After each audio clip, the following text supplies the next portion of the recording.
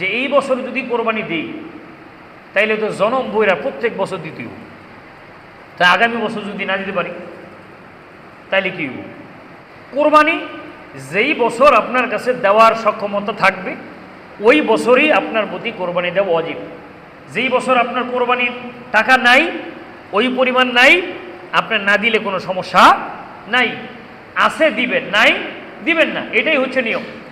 অনেক সময় দেখা যায় যে ভাগে কোরবানি দিবে, 1 ভাগ অথবা 2 ভাগ, কিন্তু দেখা যায় সে ভাগ মিলাইতে পারে না, ভাগ মিলাইতে পারে নাই। এখন ভাগ যেহেতু মিলাইতে পারে নাই, তাইলে তার কোরবানি দেওয়ার দরকার নাই। বিষয়টা কি এরকম? বিষয়টা কি এরকম? এরকম না।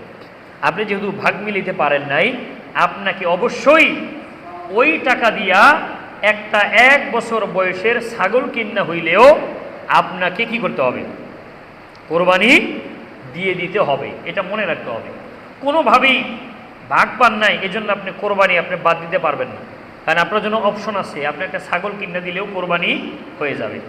আমি শুনলাম একজনের কাছ থেকে যে আমাদের বাসায় ছাগলের গোশত কেউ খায় না, এজন্য সে কোরবানি দিবে না। বুঝতে পারছেন?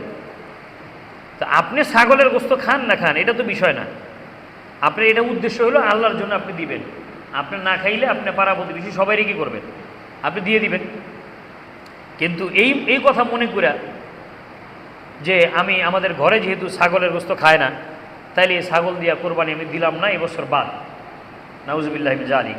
সমাজে হাজিরিন, এরপরে আবার অনেকে চিন্তা করে যে একটা ছাগল দিয়ে দিব, মাইনসে কি করব? মাইনসে এ কইব ছোটো লোক, মানুষের ছোটো লোক ভাবব।